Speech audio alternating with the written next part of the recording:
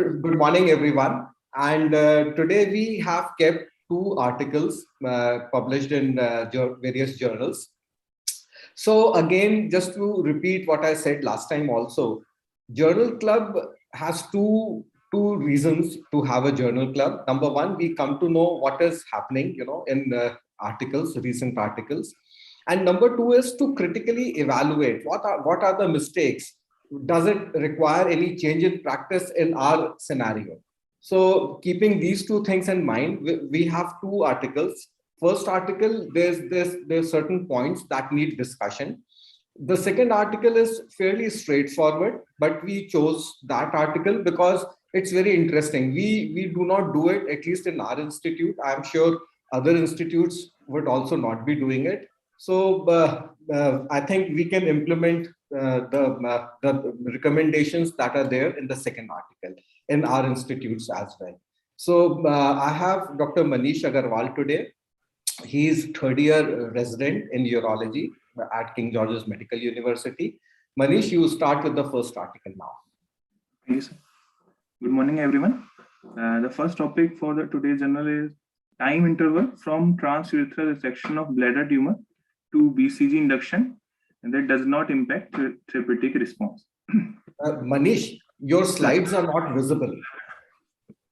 What is it? Oh, fix. I'm sharing my screen, sir. No. We cannot see your. I think your desk. You share it again.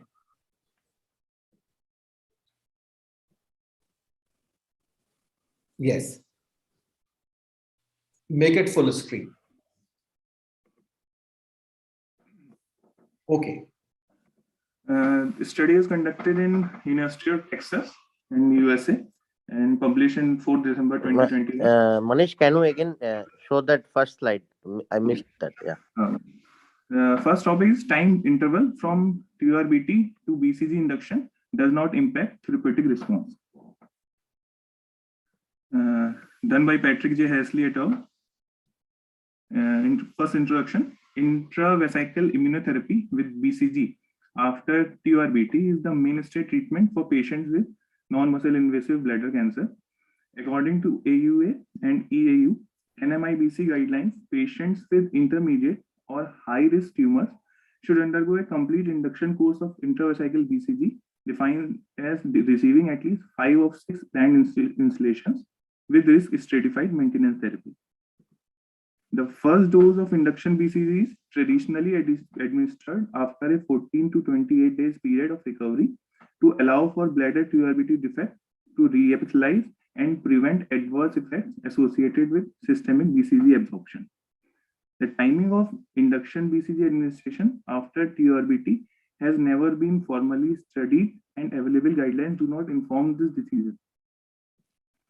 The objective of this study is to investigate BCG tolerability and response with respect to the timing of BCG administration after TURBT in patients with non-muscle invasive bladder cancer. And methodology, they retrospectively collected database of patients diagnosed with NMIBC treated with adequate BCG at the University of Texas between 2000 to 2018. And they defined adequate BCG as, according to FDA and International Cancer Bladder Group, as at least 5 of 6 induction installations plus at least 2 additional installations as a component of either maintenance or reinduction therapy within a 6-month period. Patients were excluded if their BCG induction course started later than 6 months from the time of TURBT. The use of reoperative chemotherapy, restaging TURBT, maintenance or reinduction was left to the discretion of individual providers. Perioperative chemotherapy was defined as one-time installation of gemcitabine or mitomycin C administered within 24 hours of TURBT. Patients were stratified based on time from most recent TURBT to first dose of induction BCG by core-type. Patients were retrospectively assigned to NMIBC risk categories based on the 2016 AUA NMIBC guidelines. And BCG intolerance was defined as any local or systemic side effect resulting in termination of further BCG administration. The primary outcomes were recurrence-free survival and progression-free survival. And secondary outcomes included BCG tolerability. The result of the study, during the study period, they included 518 patients received adequate BCG within a median of 26 days, ranging from 6 to 188 days from TURBT. And time from TURBT to first dose of induction BCG was first stratified by quartile. In quartile 1, 6 to 19 days, quartile 2, 20 to 26 days, quartile 3, 27 to 34 days, and in quartile 4, 35 to 188 days. This is a demographic profile from stratified by median time from TURBT to first dose of induction BCG. There was a higher incidence of T1 tumors in Q1 group, and thus higher risk of incidence of AU high-risk tumor in Q1 patients. Other patient and tumor characteristics were otherwise similar when time from TURBT to BCG was stratified by quartile. There, the inpatient demographics, age, BMI, gender, smoking history are similar, and other tumor characteristics are also similar. In BCG intolerance, there was consistently no differences in BCG intolerance amongst both TURBT to BCG time stratification. On Kaplan-Meier curve, there was no significant difference in recurrence-free survival when time was stratified by quartile. The median recurrence-free survival in Q1 group was 77 months. For Q2, it was 111 months. In Q3, it was 65 months. In Q4, it was 59 months. Similarly, on Kaplan-Meier curve, on progression-free survival, the p-value is 0.789. Time from TURBT to BCG was not a significant predictor of survival outcomes when stratified by quartile. The univariate hazard ratio for time to BCG for recurrence-free survival was 1, and for progression-free survival was 0.99. For BCG intolerance, there is no significant factor associated with BCG intolerance, including time from TURBT to BCG. The odds ratio is 0.99, or size of primary tumor, or use of perioperative chemotherapy. These data suggest that there is no significant difference exists in recurrence, stage progression, or tolerability of intravesical treatment when BCG is administered in an early versus delayed fashion after TURBT. The UAU guidelines specifically advocates that BCG should not be administered within 2 weeks of TURBT to avoid systemic absorption related adverse effects. And NCCN guidelines states that induction BCG should not be started 3 to 4 weeks after surgery. Patients in early versus delayed BCG initiation group have similar size of index tumor, incidence of multifocality, rates of perioperative chemotherapy administration, and rates of restaging therapy, all of which are reasonable surrogate for extent of index tumor resection. When time to BCG initiation was stratified by quartile, patients in the first quartile exhibited low and comparable rates of BCG intolerance as compared to the fourth quartile, 9.2% and 8.3% respectively. While BCG has been associated with more severe and frequent adverse effects compared to other intravesical chemotherapy agents, these generally tolerable symptoms have no apparent impact on long-term quality of life.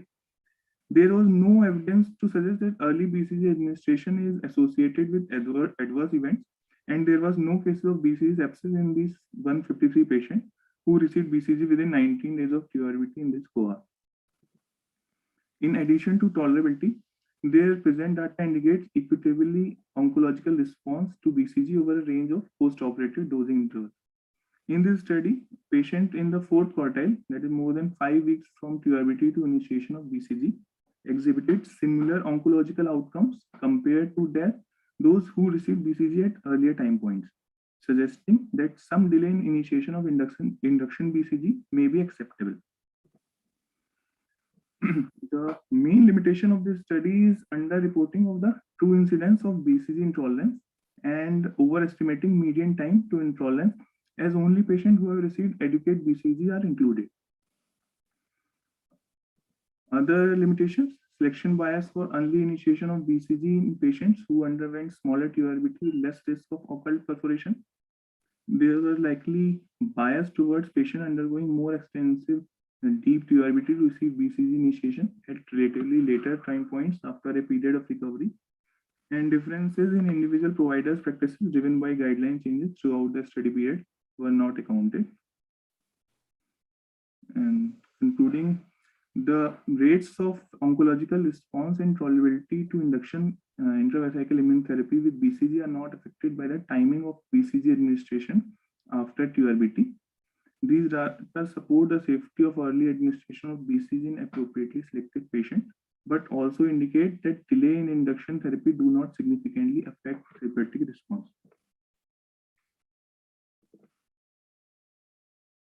A very nice presentation, Manish, I must say. First of all, I'll request any resident from other institute to give any comments if he wants to give. What are the pitfalls or anything that he wants to share? Any resident from any other institute or maybe from KGMC?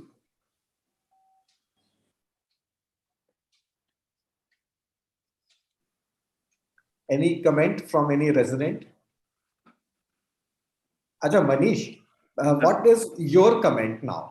What what are the pitfalls or fallacies in this study? Or you want to you just accept everything? It's so good that there's nothing, and it comes from MD Anderson Institute, 500 patients, everything looks perfect. So will you like to just take it at face value and start implementing, start giving BCG early, maybe as early as 6 days, as they mentioned? I think, sir, there are two major problems with this study.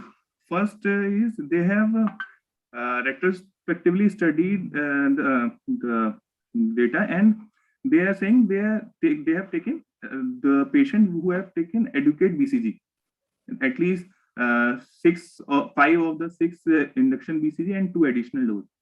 Then how can they comment if we have given at 7th day or 8th day BCG, and after first or second dose they have developed intolerance and they have not completed the adequate course, they are already out from their study? Then how can we comment on their intolerance? And second, the primary objective in the starting of the study was to study intolerance in the patients receiving BCG, and later on they included it in their secondary outcome. In the starting they said the primary objective of the study is to study intolerance and impact. These two things, I think. That doesn't matter. Acha, I think, am I audible to everyone now? Yes, sir. You are, sir, audible. Audible. Okay. Manish, what is, I think you brought this point very well. So just to clarify again, what Manish said, because they have the inclusion criteria clearly mentions that only those patients who completed BCG therapy were evaluated. So he says that supposing after day 7 after completing TURBT, you are giving BCG and the patient develops intolerance. Actually, these patients have not been evaluated. So we do not know actually. Maybe there were so many patients who were given BCG early and they developed intolerance, or BCG sepsis. But because the study design was such, these patients were automatically not included in this analysis. So that is one point that Manish highlighted. The second point is sort of doesn't matter because obviously everyone is interested. If you give delayed BCG, for example, what is the impact on progression-free survival or recurrence-free survival? So obviously this has to be the primary outcome. Tolerability becomes the secondary outcome. That is fine. That is doesn't matter. Okay, so can you, Manish, tell me what is the rationale of making quartiles? What is the philosophy? What happened in this study? They have made. Can you go back to your presentation and that table where they have made quartiles?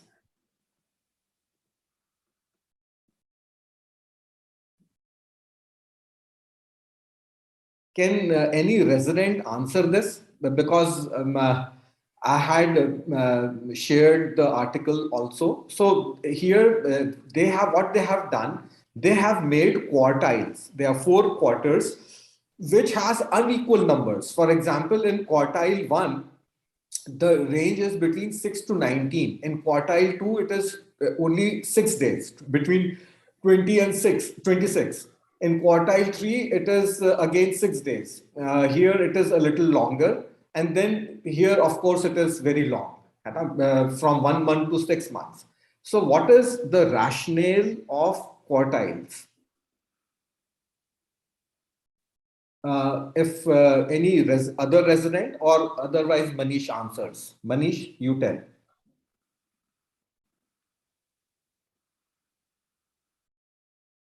Manish? Sir, yes, sir. Huh.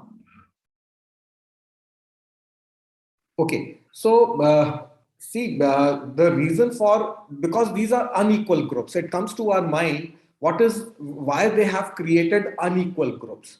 Manish, can you, okay, let me first answer. Quartiles they have made because this is made retrospectively by a statistician. Quartiles, see, if you see, the number of patients becomes similar. Okay, the reason why you create quartiles are, otherwise what will happen, because if you see within 1 month, uh, about 400 patients out of 500 patients, 400 patients will fall in group 1 if you make early. If you make so my feeling is it would have been better. See, if you see, it is 6 to 19 days, then these two groups are standard groups actually. So, because typically we give BCG between 3 and 4 weeks. So basically quartile 2 and 3 becomes the standard group. Quartile 1, you can say, is sort of a early group, and quartile 4 is sort of a delayed group. Again, quartile 4 could start from, or a delayed group could have started from day 40, something like that. So because they have made these quartiles which have unequal distribution, the days are 6 to 19. Again, they haven't given any median or mean here. They have just set the range. So maybe only one patient received BCG at day 6. Maybe most of the patients received after 15 days. So we do not know this. Quartile 2 and 3 are fine because this is the standard practice where everyone does. Again, we do not know whether there's only one patient or two patients who received BCG as late as 6 months. We do not know this. So again, this is a very fairly wide range, and again, they haven't mentioned about any median or mean here. Okay, but the rationale of making quartile is to make the groups equal. They have divided the patients into four quarters and then defined the days retrospectively. These are, it's not defined days. They have just taken it based on statistical analysis because they wanted to create quarters. These days are not sacrosanct. For example, 16 to 19 days is not a defined time period for any standard therapy. Okay, Manish, you can stop sharing. I have one slide. Any other comment by any other resident wants to give comment? Sir, can I make some comments, sir? हाँ, please, बिल्कुल. Sir, एक तो मनीष ने कहा कहीं पे कि in a group 1 they have included smaller tumor or something he said in discussion or limitation or something he said. Yes, Yes, sir. it is I possible. think I think that is not true, sir. Because if you see in their chart, you'll see the high risk tumor were more in the group 1. Multiple tumors were more in the group 1. Yes. So I think that point, Manish, I think you have misquoted in this article. This is one No, thing I just observed. Can I add something to that, Sanjay? Yes, sir. Yes, sir. Yeah, I mean, when we look at the four quartiles which they have created at the baseline, more of T1 tumors are there in the fourth quartile, in which delayed BCG was given, whereas TA tumors are more common in first, second, third. So basics, there is some kind of selection bias present. Probably higher stage tumors, they were given late BCG.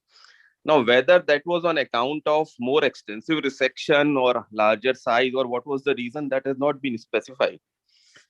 So that is one of the confounding factors which I could see. I don't know about the size of the tumor or number which you pointed out, probably is the same, but the stage is definitely high for the delayed BCG group. Okay, sir. Yes. Right. Yeah, And I whether think they have said how many patients are excluded from total number? no, actually they have a defined inclusion criteria. So anyone who has completed BCG according to the AUA guidelines, which means 5 doses at least. So anyone who fits that criteria is included. It's a No, that's retrospective I fine. study. Just I'm just asking how many patients are excluded from entire cohort. Whether they have said that? No, they have not mentioned No, it. they We haven't. have not mentioned it. Okay. Okay, so there are certain issues that come to my mind. First is quartiles are not equal in timeline. So my suggestion was, as I already mentioned, it would have been better if they could have made a standard group, which is about 3 to 4 weeks or maybe 3 to 5 weeks. This could have been a standard group. Anything before that could have been an early group, and anything after that would have been a later group.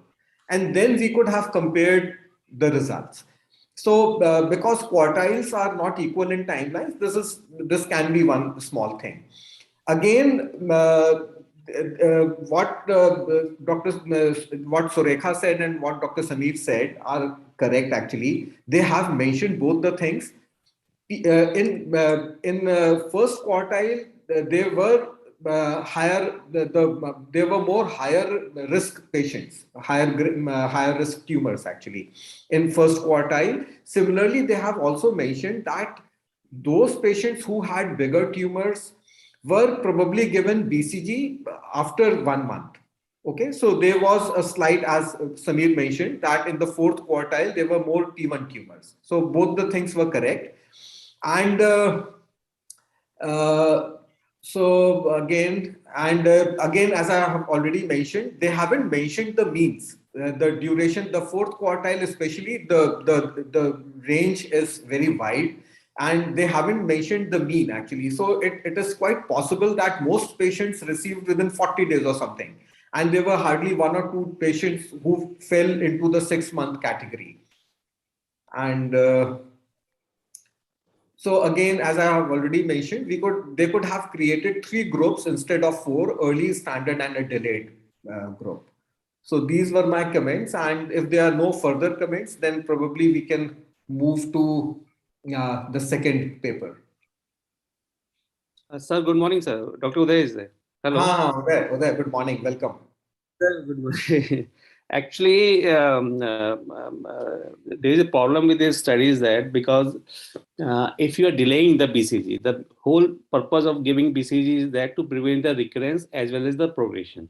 Okay. So you are delaying BCG for 5 or 6 months actually. So there are a lot of patients, they can have an early recurrence actually. So they did not mention how many patients they present with the early recurrence. Suppose you did the TURBT and you are delaying the BCG, and after 3 months you did the check cystoscopy. So some of these patients may have a recurrence actually. So the delaying the BCG, the whole sole purpose get defied actually. That is the thing. So I don't They- think there is any point of giving the delayed BCG. Yeah. Uday, what they have done, they have defined recurrence-free survival and progression-free survival. All the durations mentioned by Manish were after completion of BCG. It is not after doing TURBT. So again, they have probably the slide was not presented just for the sake of not to make the presentation too big. So the definition of progression-free survival and recurrence. See, this is the problem of a retrospective study. This is a retrospective study. So the point that you have brought out is correct.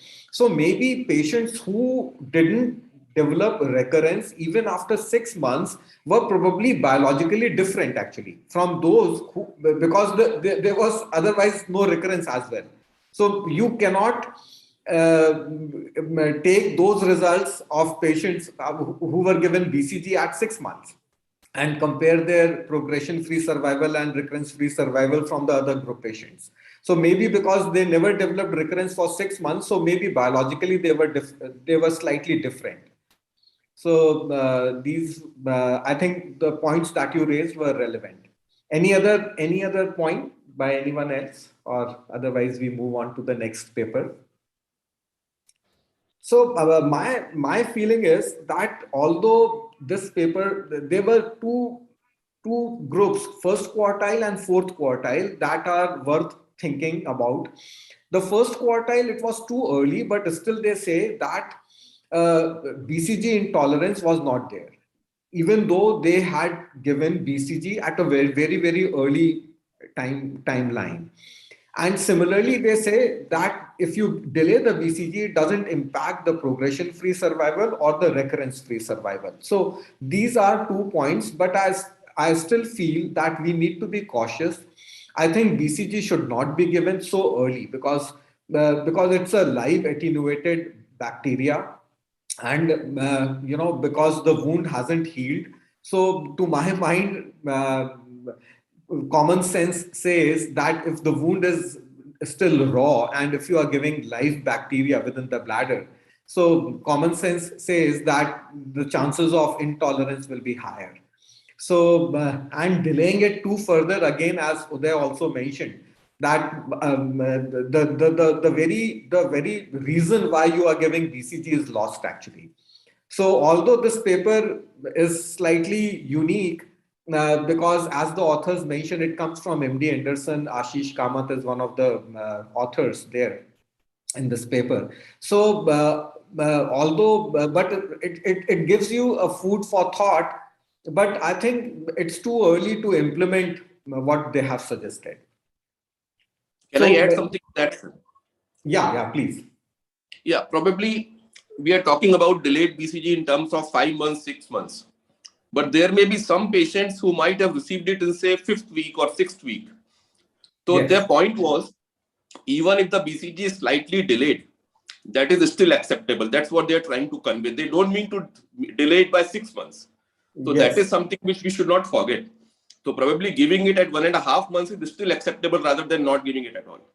Yeah. So yes, you rightly pointed out, Sameer, and they have mentioned, so especially in the COVID era where patients are not coming, so let us not deny them the benefit of BCG. If they are coming after 4 months, fair enough. If they don't have a recurrence, we still give BCG. If they merit, if the indications are there, we can still give BCG. Absolutely, absolutely. So, if any other comment? No, sir. Just as Samir sir said, conventionally, if we read our books and all the guidelines, we can see the optimum timeline for BCG. They have defined many places 4 to 6 weeks, right? Yes. So in that means 35 days or whatever, the fourth group is not very long. So as you correctly mentioned, they have not said the mean and median. That was a very fallacy, because I think most of the patient in group 4 would be somewhere within 6 weeks or so. Yes. So I think yes. So, but still, it was an interesting paper. So we thought, let us discuss it. And Right, sir. Right. Nice papers. so Yes. again, yeah. So again, the second paper. This is also a very interesting paper. We never thought about it, and I must compliment the authors of this paper, this article, that Manish is going to present. It's a very straightforward paper. There's nothing much to discuss in this paper, but still, I thought, because at least in our institute, we are not following this guideline. When I was at All India Institute, we were not doing this. I think it's very straight. We can easily implement this, what they suggest in this paper. Manish, you can start now. Thank you, sir. And the second topic is parenchymal biopsy in the management of patients with renal cancer. The study is conducted in Milan San Raffaele Scientific Institute, done by Umberto Capitano, and published in World Journal of Urology. Introduction. In RCC, the non-tumoral parenchymal biopsy has not been contemplated yet, and no data on its clinical significance and potential applications are available. Renal parenchymal biopsy is a safe and ordinary procedure applied in several other medical conditions, such in cases of kidney transplants. The hypothesis behind this study is that histological evaluation of renal parenchyma at RCC diagnosis or treatment might be independently associated with estimated GFR after active treatment, and that such accurate marker of renal function might be useful to improve follow-up of patient with RCC after major surgery. So the objective of this study was to assess the impact of renal parenchymal histology on renal function after radical nephrectomy cohort of patients with RCC. In methodology, the trial design was observational cohort study. It included 171 patients diagnosed with non-metastatic RCC, any T and any N stage, aged more than 18 years, and treated with radical nephrectomy between January 2006 to February 2018. Single kidney patients and those with end-stage chronic kidney disease on hemodialysis at baseline were excluded. Two separate biopsy samples were taken from non-tumoral parenchyma of the kidney soon after the removal of the organ by a dedicated urologist. The samples were taken at least 2 centimeters from the tumor capsule to avoid any possible cancer-related tissue alteration. And subsequently, renal histology was evaluated, and RPD score, renal parenchymal damage score, was measured by a semi-quantitative score index described by Remigis et al.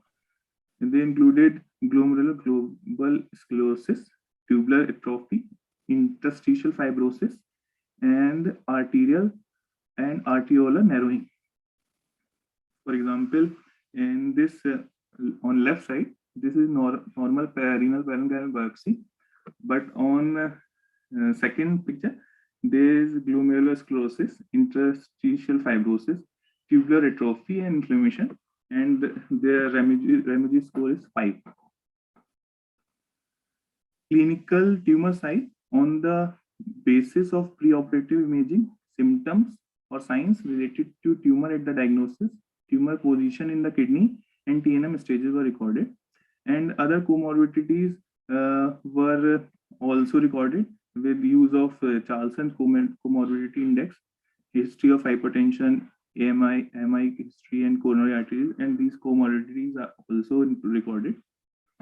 The outcomes of the study were the estimated GFR and eGFR reduction of at least 25% from the baseline within 1 year after surgery. And eGFR was calculated with the CKD EPI formula in patients younger than 70 years, and while the Berlin Initiative study formula for patients older than 70 years.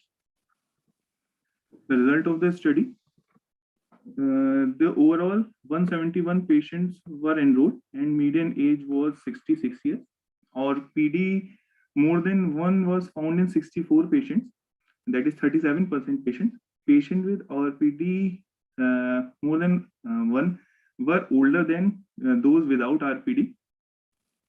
And Charlson comorbidity index were higher in patients with RPD, 25 versus 9%. Specifically, patients with RPD had more frequent hypertension, diabetes, cerebrovascular disease, nephropathy, and related to patient without RPD. No difference was recorded between patient with or without RPD in terms of smoking status, heart failure, or acute coronary disease, BMI, or gender. No difference were recorded between patients with or without RPD in terms of pathological characteristics such as TNM, tumor histology, grade, and tumor size. But there are more post-op complication in patients with RPD than in those without RPD. There are more chances of acute renal failure, post-op bleeding, anemia, hematoma. Baseline eGFR was higher in patients without RPD versus RPD group. 83 baseline was for without RPD group and 56.5 for RPD group. The higher the baseline eGFR, the lower the risk of presence of RPD. Odd ratio is 0.95. And the presence of diabetes and multiple comorbidities was also associated with RPD. Odds ratio is 3.01 and 1.32 respectively. At multivariate linear regression analysis, after accounting for age, comorbidities, time for surgery, and baseline eGFR, the presence of RPD was associated with lower post-op eGFR related to absence of RPD, minus 5.48. Age, hypertension, tumor clinical size also associated with lower eGFR.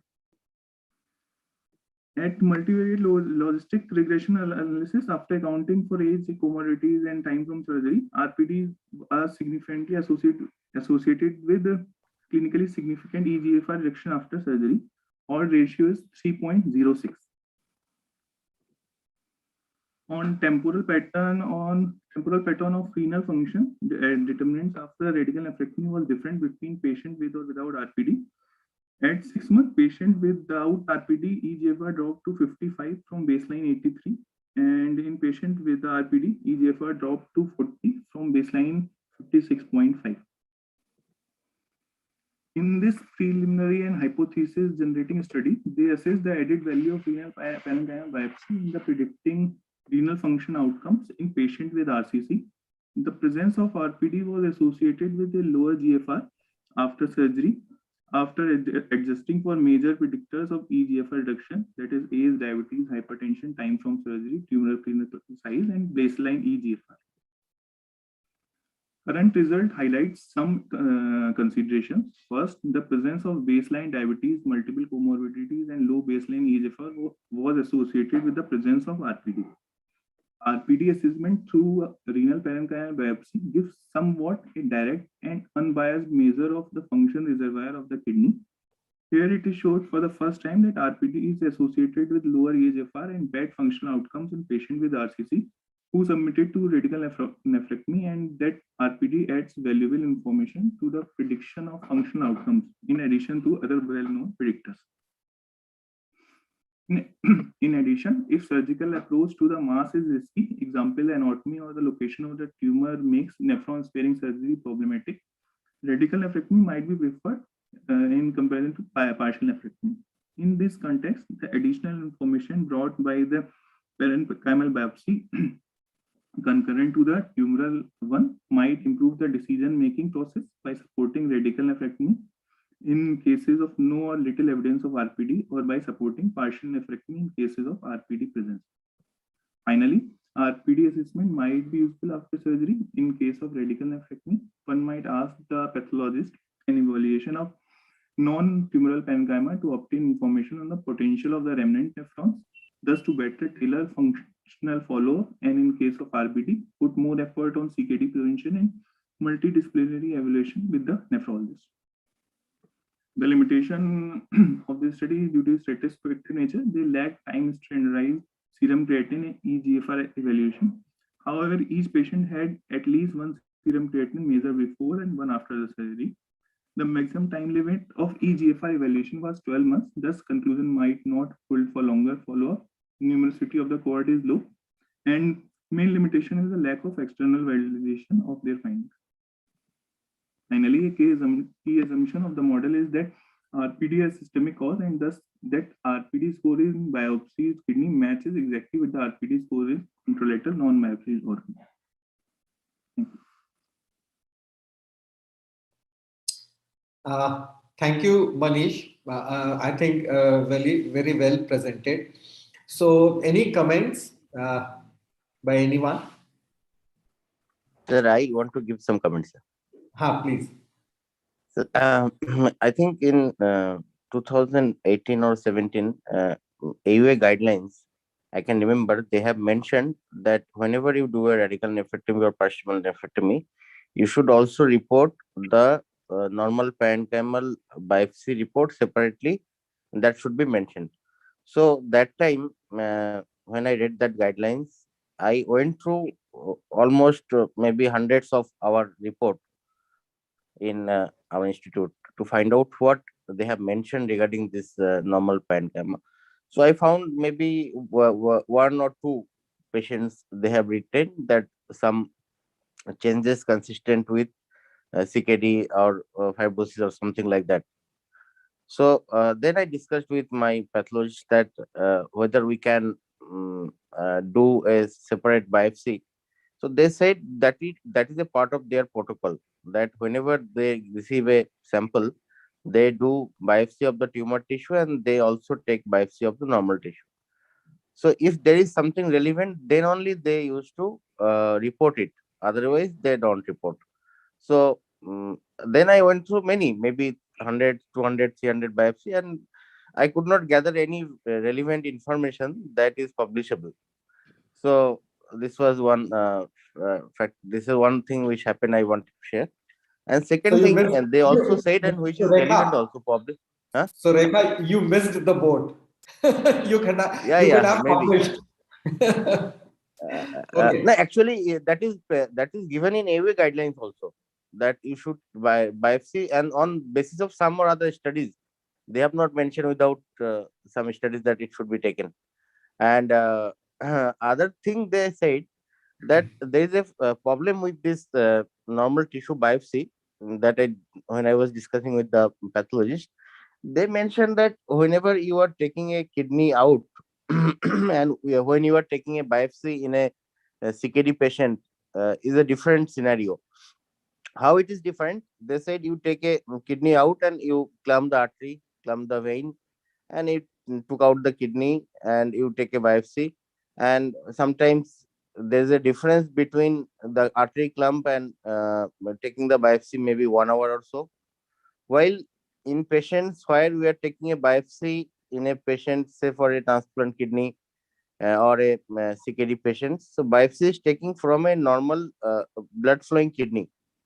So understanding that pathological aspect of that kidney, and when you are taking out a kidney after clumping artery and vein, and maybe after some patient you are giving a sample after 15 minutes, some patient you are giving a sample after 1 hour, some patient you are giving a sample after 2 hours, or what. So that has a pathological impact on the kidney after ischemia, once the ischemia time is prolonged or there is a time of ischemia, vis-a-vis a patient where you are taking a biopsy from a normal flowing kidney, like a we do in renal biopsy, ultrasound guided. So that cannot be standardized at the same tune. So that is the one Let me, fallacy they said, right, sir? yeah, let me add to that, sir. I mean, I have a comment. Firstly, I mean, I found the article very interesting. Honestly speaking, I was not aware of the AUA guideline which Sanjay just mentioned about taking biopsy from the normal part of the kidney in an RCC specimen. So to me, the idea was very interesting and intriguing. So I must compliment for selection of the article. Secondly, yes, I agree that doing it post facto after I remove the specimen and then take a biopsy. But Sanjay, what happens in the case, what they are suggesting, they have not said it directly, that probably pre-operatively you can take a biopsy from the normal kidney before doing the surgery. in a flowing kidney, and then you decide whether partial would be more appropriate or radical would be more appropriate, depending on the degree of RPD which is present. I mean, well, that can be tried. I don't know about whether you want to risk the remaining normal kidney to the trauma of a biopsy. Biopsy is not without its own complications. So that is something which needs to be studied further. But I found the concept very interesting. Right, sir. If you want to do that, you have a doubt for doing a partial or radical, then you have to take a biopsy of the normal other kidney. So that has its inherent risk, as you said, sir. Normal other kidney, or maybe from the same kidney from the normal part, excluding the tumor. Sir, again, I would say you cannot compare it. Say for a patient having a significant mass, and that may compress the blood supply of the surrounding kidney.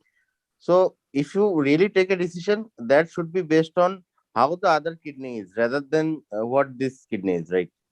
So you But would can do you, a would you, GFR, direct GFR yes, of that split we do GFR of a normally. other kidney, right, sir? That can Yes. give you answer. Yes, Yeah, that is usually done normally. Yeah, it was yes, just yes. a. Yeah. So I think the points brought out are very relevant. They have already said that the parenchyma in the remaining kidney on the side affected, on the side with the renal tumor, probably the parenchyma is, you are predicting the status of parenchyma of the other kidney, because you assume that the normal parenchyma of both the kidneys are the same. So that is the underlying philosophy. You know, when you do biopsy from the normal portion of the affected kidney with tumor, so probably you are knowing the status of the other kidney. This paper looked very interesting. So because uh, typically the pathologist, as Surekha mentioned, they only comment when they find something abnormal. Otherwise, they don't comment. So I think we can prospectively we can make this a standardized practice at our institutes. Let us see what comes out, and maybe you can make a paper later on. I'm not sure how old is this article, because this is 2021. Otherwise, Sanjay, you can write a letter to the editor sharing your concerns with the normal biopsy in such a scenario. Right, sir. I'll check when this article published. Then, right. Because typically there is a 3 month window. You cannot write a letter to the editor after 3 months. Right, If sir. the Right. article is old, then there's no point. Right, So sir. I think if any other comment by anyone, Yeah, Dr. Apul, hello, Uday. sir. So I have a doubt regarding the practical utility of this article. Actually, the problem in this article is that if you have gone through the Born People article that was published a few years ago, so I think 2015 or something like that, I think. So he divided actually in the CKD S and M actually. Medical CKD because of the medical disease and because of the surgical cause actually.